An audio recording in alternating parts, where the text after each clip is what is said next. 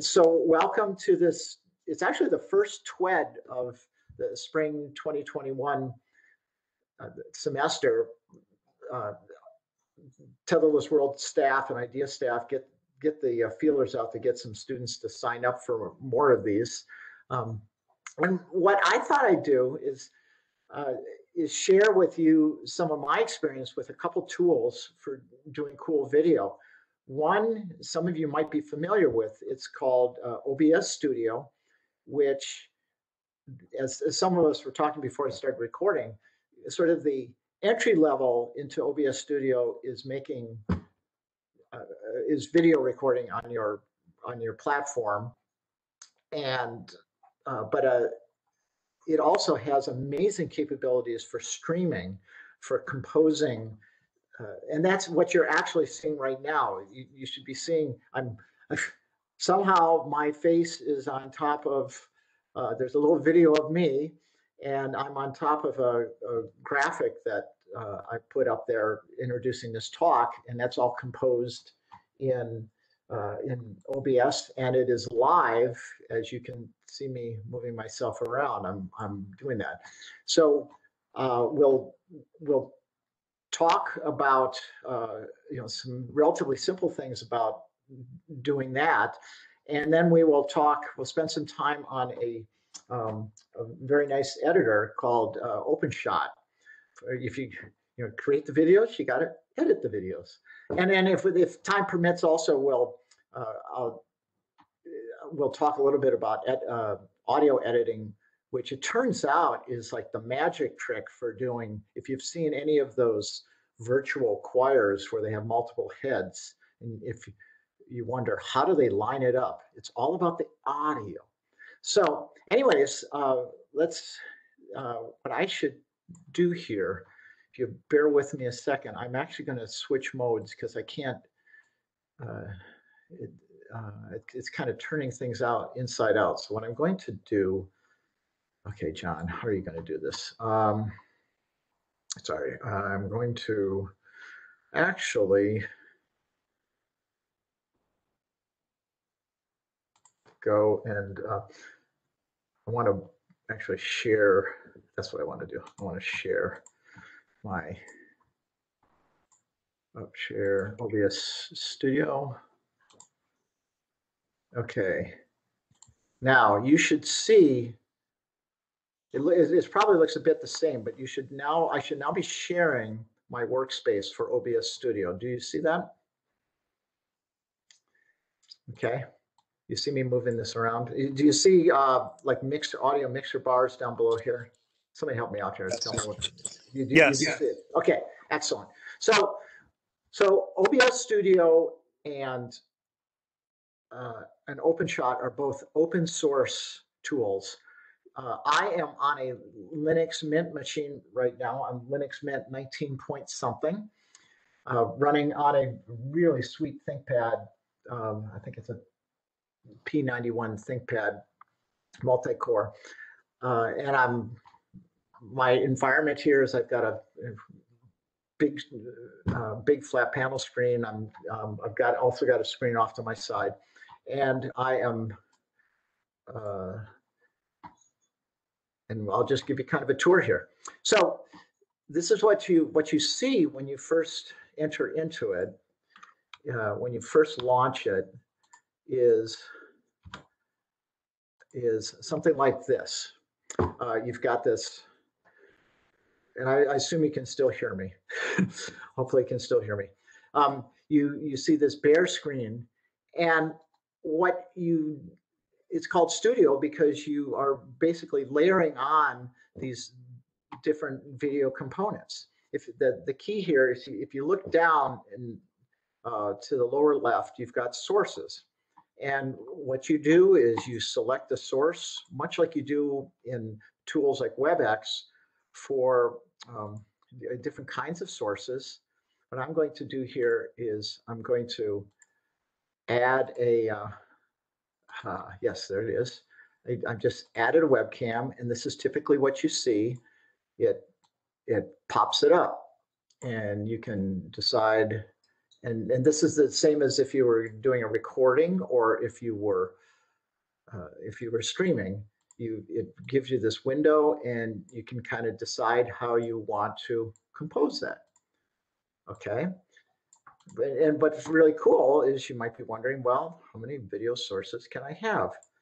You can have one from each, but you could do something like this. You could have, you got John over here and John over here. Okay.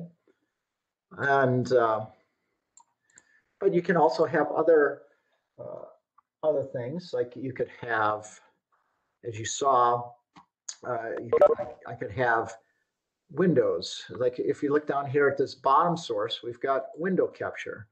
Well, window capture, this is exactly like you see when you choose to select an application in WebEx or one of the other apps, and you choose, you can choose these different sources. These are different windows I have open.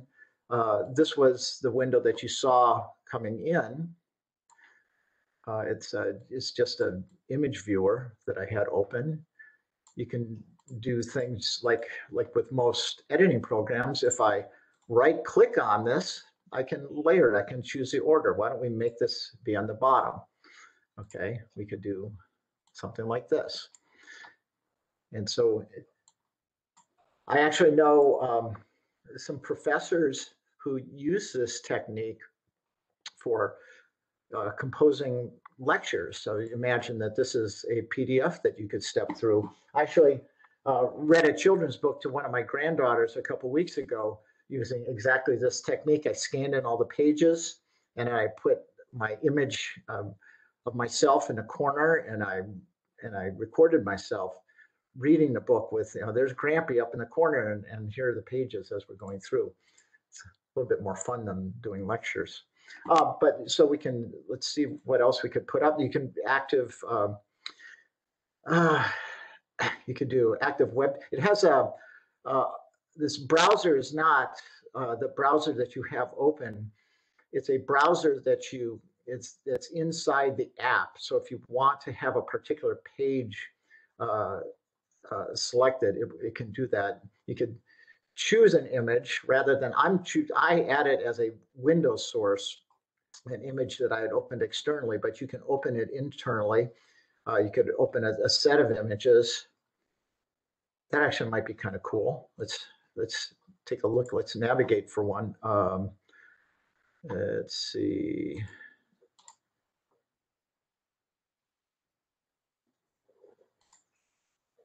Add directory. I'm going to find, whoops, up one. I'm going to find some pictures of Rocky Raccoon. Okay. And I believe it's going to automatically advance. This is an experiment. Okay. There you go. There you got that slideshow happening. If I want to get rid of something, I can select it in my editor. It asks me, do I really want to remove that source? And you see it removed it down below. And let's move that to the back. Order, move to the bottom. Okay. So some other things. So you can see here, for you guys that are going to be doing the Pinewood Derby, you could imagine you've got different video sources. One view of the track, another view of the track, maybe Mutt and Jeff doing the commentating in the corner. There's possibilities as many video sources as you can add to the machine. You could conceivably compose those together. You can also do things such as selecting, using, if you've got a video player like VLC, you could select that as a source and play the video as a source, and it feeds it in. Now, one of the questions that Jim Hendler asked was, how do you do green screen? Okay, so he had this example. Let me see if I can find his iconic example here. I hope I still have it. Yeah, here it is. Okay, I'm going to bring up a.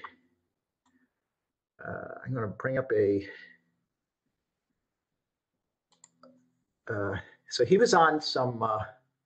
There it is. Okay, he was on some very important call, and well, one of the participants in the call was using something, could well have been OBS Studio, to stream his video with this cutaway in the corner. So he's presenting his slides, but he's showing himself sitting there reading it, apparently like in front of the slides. And so the way you would do this in OBS Studio is fairly straightforward. Number one, you need a really good green screen. Or it doesn't have to be green, but typically they are green. And you're going to do this what's called chroma separation or whatever. You're going to use OBS Studio to apply a filter where you select that color, and it will eliminate that, and it automatically knows to be transparent. Other things you can do is you could actually crop your image. So if I wanted to, I'm going to bring myself to the front here, or with the top. So I got myself in the front. And now you notice that I don't have a really good background, so that's going to be a problem. But what I could do is I could choose a nice, this might work. Let's see.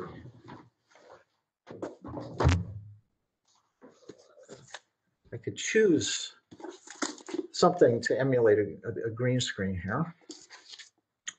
And what I'll do is, if I select my source, I've clicked on video capture device. This is my source. If I right click, you notice that there's an option for filters. Okay, so I'm going to click on filters, and it starts off empty. Green screening is called an effect. So I'm going to add an effect. I'm going to say chroma key. Okay. And I'm just going to give it a goofball name. And now what I'm going to do is... So, John, just so you know, we're not seeing any of the dialogues that are popping up in menus. Okay, so I'm not sharing. I thought it was... Oh, so you're not seeing the dialogues come up. Right. Okay, well, I'll describe it, and then we'll kind of go back. So I'll describe what I'm seeing. So I've right-clicked on, I don't know why you don't see that. You're not sharing the window. Yeah, I know, but it's hard for me to, because I've got two monitors. Okay. I don't know if it'll do it nicely. Well, we'll try something here. Let me find my thing. Let's see what options it gives us for sharing. Oh, I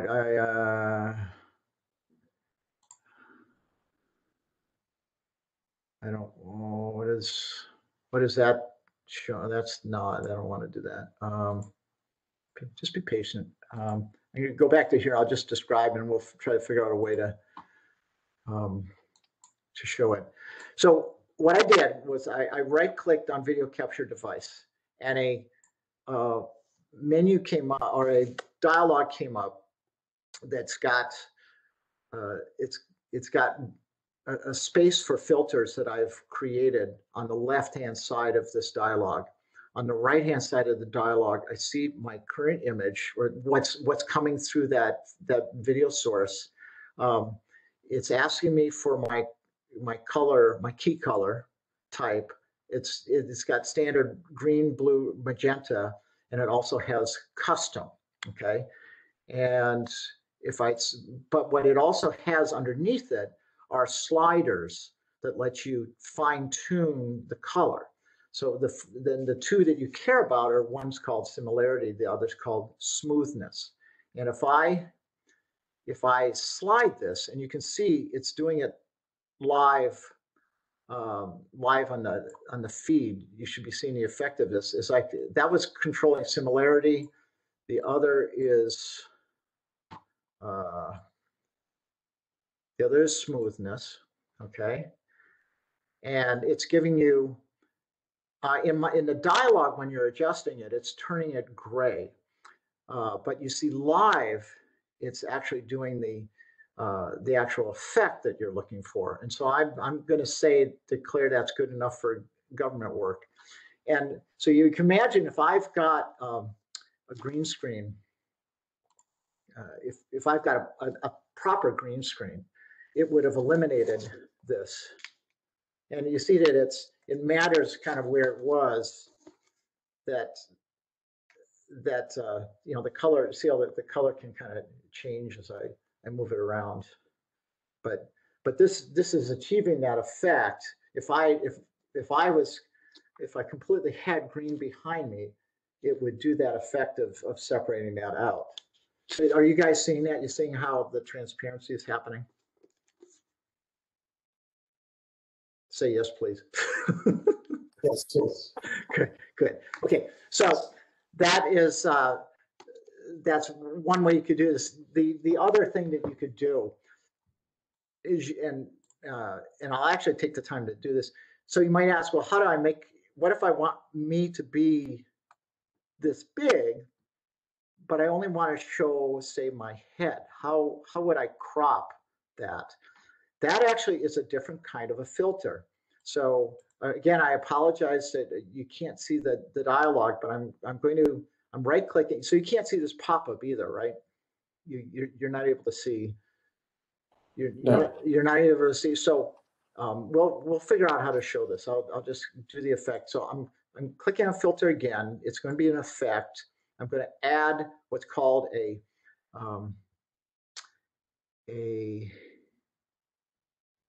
where'd it go? It's a crop / pad. It's not an image mask. That's a different thing.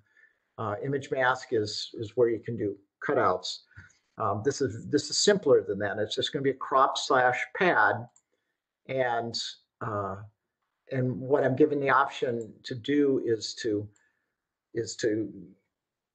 I don't want to, I can either be relative or I can be kind of sort of absolute, where I select the width and the height. And you notice that I disappeared. That's because the defaults are all 0, but I can give it some dimensions. I'm giving it dimensions of 1,000 and 1,000. And you see I reappeared, but maybe I want to be 500, and maybe I wanted to be 500. Now notice this is not scaling. This is adjusting. This is cropping. This is actually cropping. I could even fine tune a little bit, 450. Okay, and then you notice I'm off center. Well, I could move my camera, or I could slide myself. Right now it's set X to 0. What if I made it 100? Okay, and there. So now I've cropped that. I've cropped it, and I've centered the cropping in the camera feed. So my camera is kind of a wide angle 1080p camera, but it might not, depending on what I want to do, I might not want that wide angle. I might want it narrower. Okay, and so you've got two options. I have a virtual camera plugin installed for me because I'm on Linux. I had to install this off of some code on GitHub. But if you're on Windows or if you're on Mac and you want to do the streaming, it's much easier to install the virtual camera plugin. And some of the undergraduate students have told me that there's some very cool things that you can do in terms of streaming and linking them up to various services. Gamers again use this on Twitch all the time. I'm not a gamer. The last game I played was Tetris. So but apparently one of the things that they do is they've got a gaming window, they've got different streaming windows, they've got text windows going, and they compose all of this stuff using different windows layered on using OBS Studio. So, but in addition to so I'm using virtual camera. I'm actually, because I'm not feeding a streaming service, technically I'm not streaming. I'm just doing virtual camera, but the streaming, the composition is exactly the same.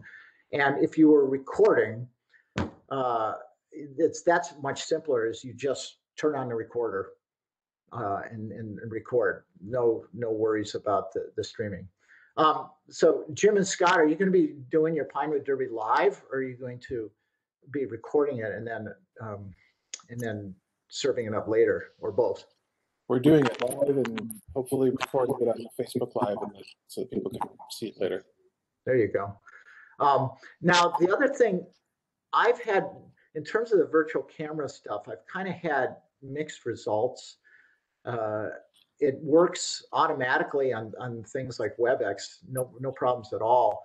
But I haven't been able to get it to work with things like Google, Google Hangouts. But I haven't had enough time.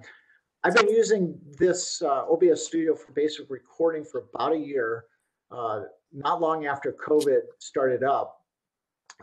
So a year ago in the spring, my wife and I started doing science recordings.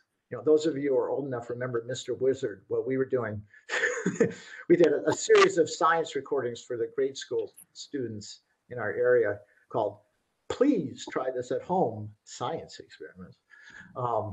We did,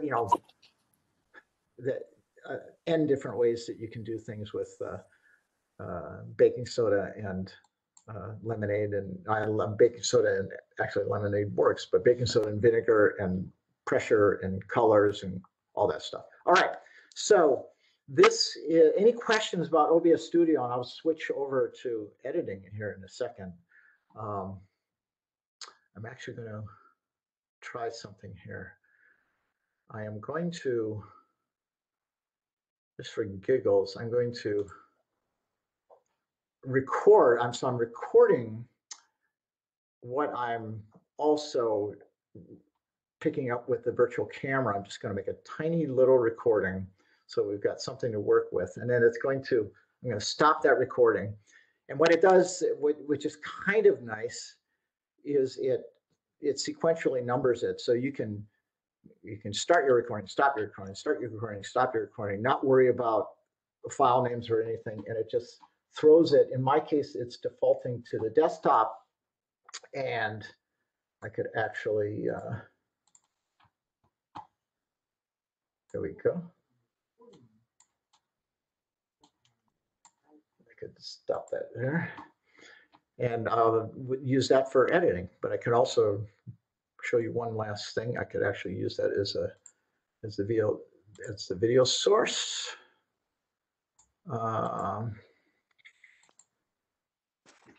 And let's see here. Not sure where it put it. Not going to worry about that. Okay, so if there no, so that's OBS Studio, which you can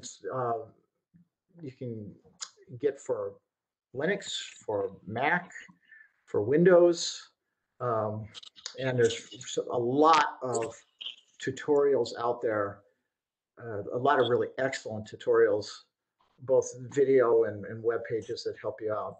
So now what I'm going to do here, John, one quick question, if you don't mind. Sure, go ahead. Oh, hate to interrupt you. No, I'm made for interruptions. Go ahead. Okay.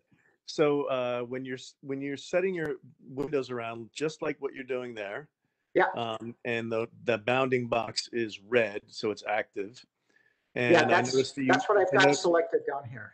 Yep. So I noticed that you're grabbing the corners to resize them.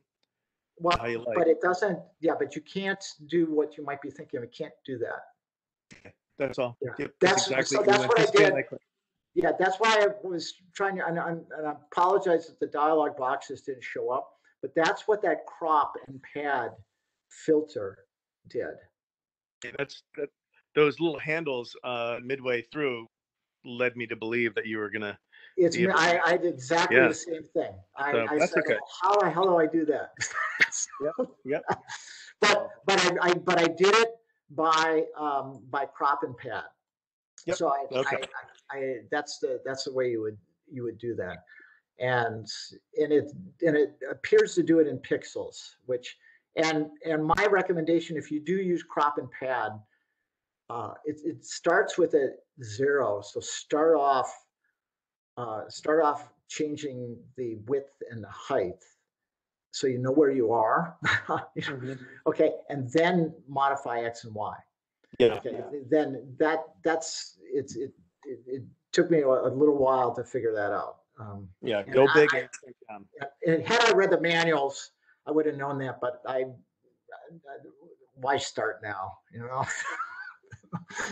why start now reading manuals? So what I'm going to try doing here, let's see if this will work. So my editor is actually up. So I am going to try eating my own dog food here. And let's try finding the OpenShot video editor. Okay. You see the editor on the screen? Yes. Yeah. Let's see if we can break this sucker. Okay. I'm going to get rid of this yo-yo in that lower corner here. And I'll leave myself there in the corner. So, okay. So here we go. It's a multi-track nonlinear editor. It went through some kind of a version change, I think early last year. It's been very stable since. And the basic idea when you're video editing or any kind of multimedia is you create sort of this library of stuff, different parts that you're going to include in your composition. You've got multiple tracks, you've got many tracks that you can have. It shows 5 here, but they're easy enough to add. And your tracks can be, you can plop videos, audio, images, whatever you want into these tracks. Okay, and so what I'm going to actually do is start off. Can you see that dialogue? Did that show up? Did you see me right click in the project? You did. If you didn't, so what I did was I just right clicked into this project files, but I could also do. Shit, I keep trying to do it. Oh, I may have figured out what the problem is.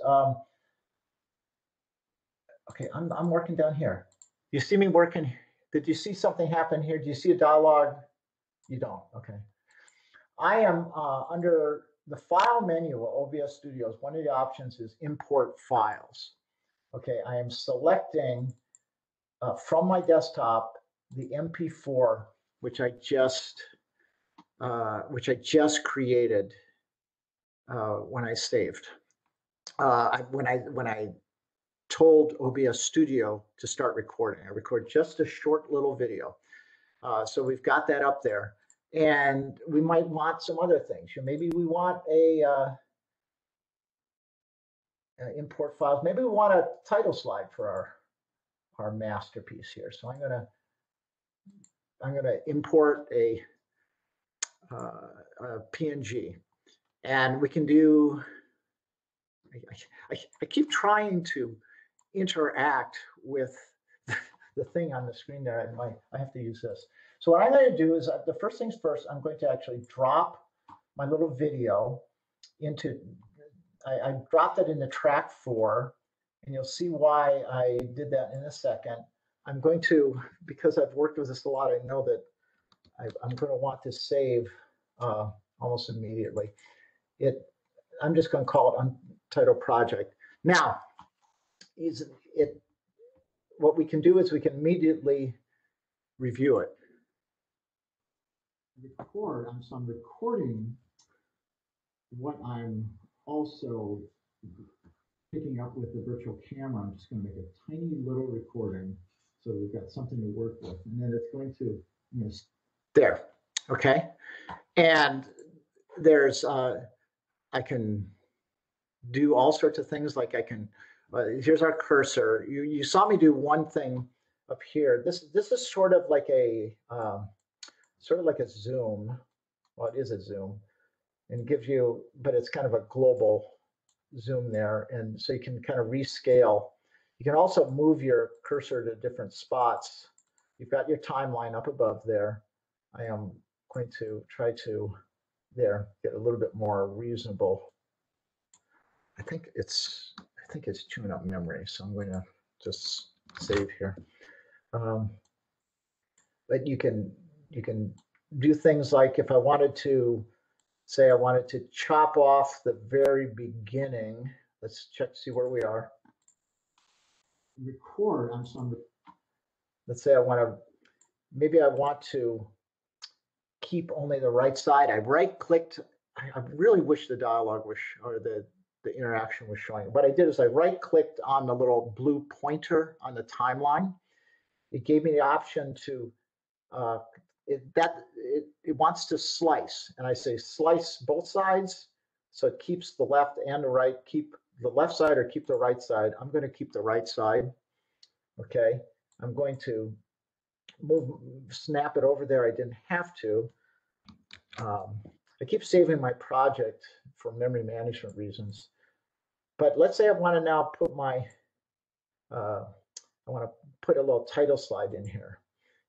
You see how it's selected as red. Here are different properties. The default is that it's going to put that up there for 10 seconds, but I can make that be like 3 seconds. Okay, and now it's going to automatically record. So I'm recording what I'm also there. I can right click and add an effect. I can say I can fade, and I'm going to fade the end of the clip, fade out fast on my screen, my title card. So I can go and I can say, we should be able to see that fade instead of there. You saw it fade. That was a fast fade. And you can be picking up with the virtual camera. I'm just going to make a tiny little recording there. So, so I use this from time to time to edit whatever, putting little video snippets together, and I've even experimented with trying to do, like virtual choir types of things just to see how that's done. But that's it's very, very cool. You can add. You move these tracks down, or you could say, if you right click over under the track number, you can add an additional track immediately above. It does things like automatically, let's see, import files. I'm going to try to find that one that Jim had. It automatically knows how to put if you overlap the pieces, it automatically knows how to do a transition, a dissolve from one to the next. And normally it does. Not sure it just did that. Yes. Record, so I'm recording. Yeah, it did. Okay. Normally it indicates that with a kind of a blue there, showing that it did the transition. But anyways, my intent is not to give a full tutorial of this, but this OpenShot has all sorts of power in terms of different kinds of effects, different kinds of transitions. You can have a lot of fun just with the bare bones, just editing this stuff together, and just taking snippets of video. And you could just as well put audio underneath, different audio tracks, and I hinted at the whole virtual choir thing, and what you can. One of the tricks that it's difficult to do the audio editing inside of OpenShot. You really need more control than they give you for the audio. But what you can do is do your audio in a separate app. On Linux, kind of the standard for doing it is Audacity. And so I'm going to actually switch modes here. So I'm still sharing through there, so I can do that. So let me add as a source Audacity. How many people have heard of Audacity as an editor? I tried it. It's I've been using it for 100 years when it was running on the Babbage's analytical engine. I'm going to, one of the cool things that Audacity does, I think it's a magic trick, is you can directly read in an MP4, which is a video file, and it knows to just work with the audio. So that saves you a lot of time. You do not need to convert an MP4 to an MP3 or extract your audio from the MP4, because it is the MP3 that's inside of that MP4. Audacity knows what to do. So I'm going to open the audio from that thing that we just did, okay? And I'm just going to do a little magic trick here to, I just selected everything. I'm going to amplify. I'm going to, what I'm doing here is I'm just grabbing a good amplification level that pops up a little bit because it was kind of quiet. That recording was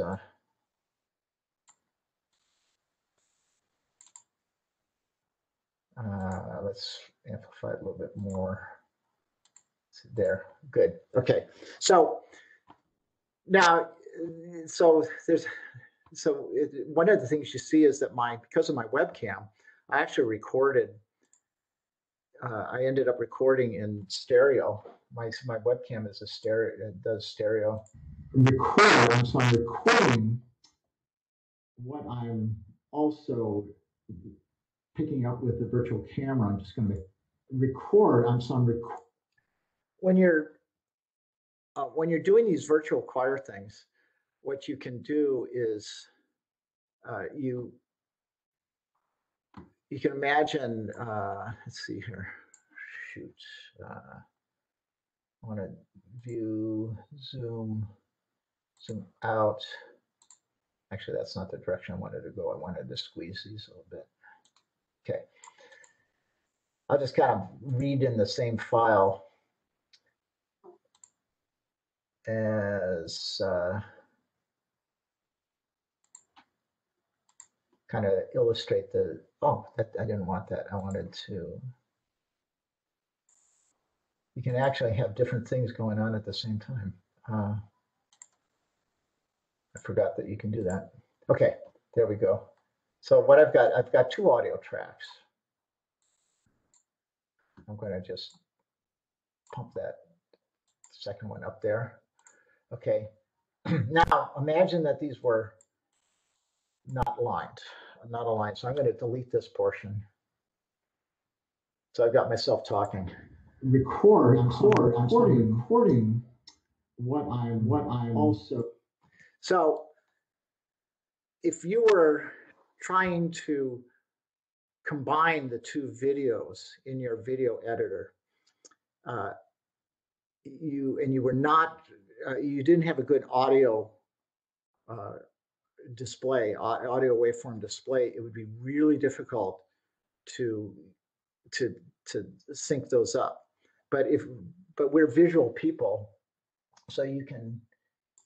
So if you zoom on selection, you can see that we could actually do a much better job. I mean, there's multiple ways that you could do what I'm about to do.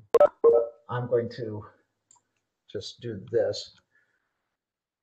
I still don't have it quite exactly right, but record. I'm recording what I'm also record. I'm recording.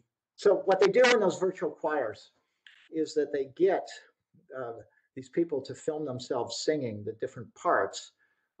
They use a click track or an accompaniment track so that the singers are aligned with the say it's piano that's doing the accompaniment or whatever the accompaniment is, that they're listening through their headphones on, so it's not in their own recording.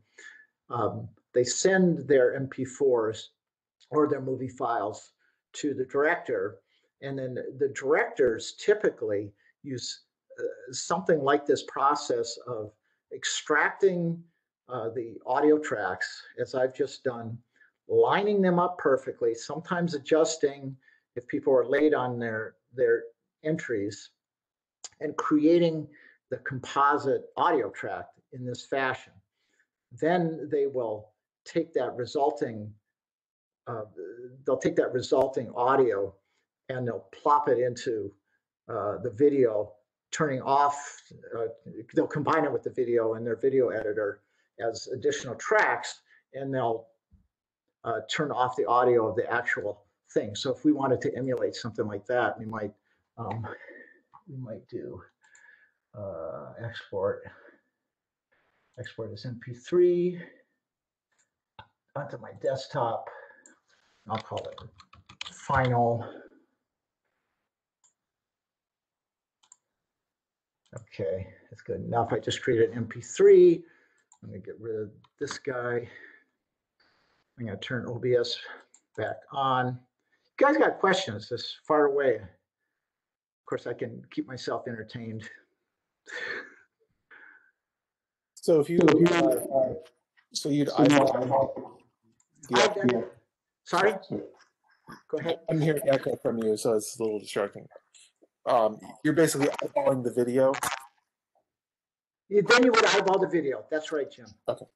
Yeah, I'm sorry. Yeah, you would eyeball the video. That's exactly what you would do. And it's usually the video is eyeballing is usually good enough. Now what I'm going to do here is I'm going to turn off. So one of the things I can do is I've got an audio control, and I can say for the entire clip, make my level be 0. Okay, so now I'm playing this, and you can't hear anything.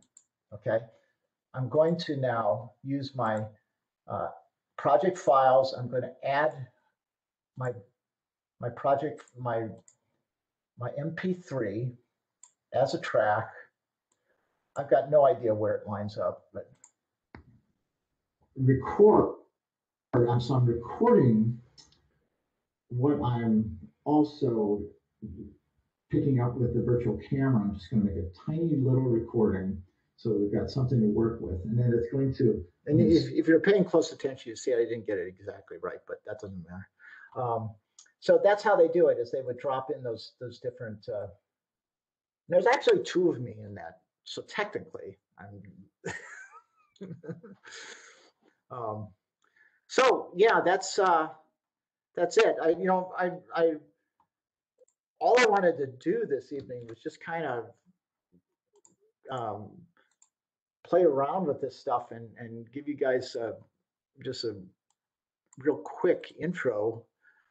I love the fact that you can do this composition live. I think that this is just a really cool feature of it. And the fact that you're able to see me through WebEx is kind of cool. So, questions? Yeah, going back to OBS Studio for 1 second. Sure. Do you want me to share that? Try sharing that again? No, you might be allowed to answer the question. Yeah. Are we able to add like graphics, like lower third keyboard graphics? Maybe not like its own box, but something, that would be like your graphic would say John Erickson post, you know. You could, Oh, yeah. Okay. So there's a couple different parts of that question. The really simple answer is, you know, I could add as another part of this scene or whatever, some graphic that I munged together. I don't know about having, you know, like text feeds and stuff into it. I haven't played with it that much. I have seen on different web pages that are sort of tutorials, amazing compositions where people have all that stuff on there. So you can certainly have text and other information up here. It's quite complex that what you can compose. I'm a real rookie and this should impress you enough. is you know that with a person such as myself with not a lot of experience working with this, I can do what you're seeing right now. I'm kind of amazed. I've been the first video editor I used, nonlinear video editor, I used circa like 1993. Okay, it was one of the first that one of the first video editors that you could get that wasn't Avid, which is what everybody knew. PBS in Boston was doing video editing with Avid, and everybody was impressed. But you could start buying. I did it on an OS2. I was using an OS2 machine. What editors at that time produced, so digitally, it looked like you were on your screen. It looked like you were doing digital video, okay, but it was not production quality digital production. What those systems produced was what was called, and you're probably familiar with the Scott, you know, edit decision list, an EDL. You sent an EDL file and a box of beta tapes off to California, where they would do post-production, and they would, you know, beta of course has time codes and everything, and they'd basically EDL and send you back your beautiful produced thing. And to me, it's amazing that we can do that here. Okay. So John, my understanding is that basically if you have graphics with transparent sections, so PNGs or whatnot, then you can lay them on top of things and the transparency will show through what's underneath. Yeah, let's try that. Let's do that. Hold on. Let me see. That's a very good point. In fact, that's probably how it's working. That's probably how they do keyholes and such. Yep.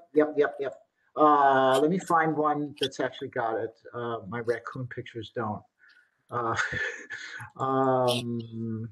And actually, Scott, I'm thinking that like if we want to put in like the pictures of everyone's name, or just have in people's names. Jamie, check it out, right up here. You see?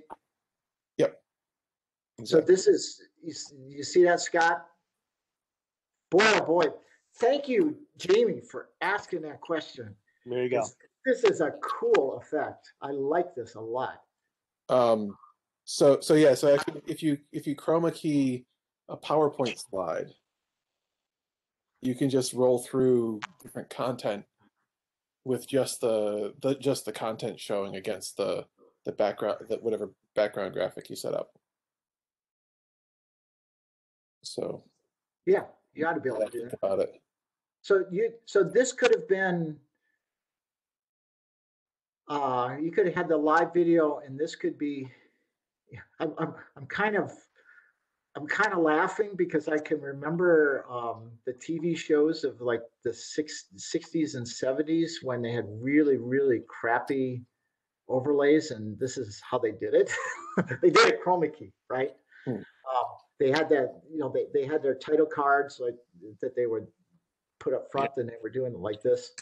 The title card was shot with a camera on shooting an actual card on a music stand. Right. That was over So, all right. Any other questions that'll reveal features? What else do you guys plan to do? You know, So the other thing is doing multiple scenes. at the same. So No, what I did with switching up. So like setting up a couple different scenes so that we don't have to. oh right, yeah. So Jamie, that is so I know you can do that. I don't. So you see that so you can't see it. There's a menu that says scene collection, and under it you can so under I don't know where you save. So So you could. what we're looking at is a scene, okay, and you can save multiple scenes and load them. Yeah, And on the left. yeah, it's so I know it's under that. I just don't. I have never. I've known that you could do it. I've just never done it. But I also know it remembers the last scene you're on, if that's anything. But under scene collection, this is where you can create a new scene, presumably save the old scene. Right here at the scenes menu, you got different listed scenes. So I haven't. I guess this what it's calling scene is probably the default scene. Yeah. Rename, so I'll call it, how about TWED scene? Okay. Where did it, I don't know where, oh, there it is right there. Under scene collection, now TWED scene appears. And then you can create a new scene. I'm afraid I'll break something if I go into that, but maybe that's how you do it. Maybe it's just you create a new one, you name the old one, and then you can select between them. I'll let you experiment with that. Okay. Okay. So any other questions? Well, I tell you, this is knowing how to do this is the price of admission. That's great.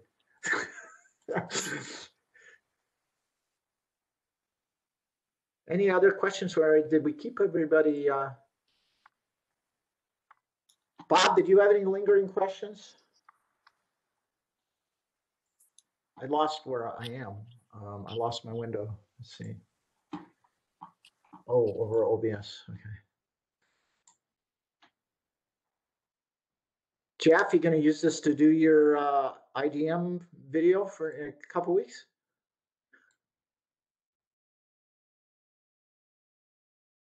Jeff, you didn't see me. You didn't think I was seeing you there, did you? All right. Well, unless what is it with the students that they don't come on? They don't turn on their mics.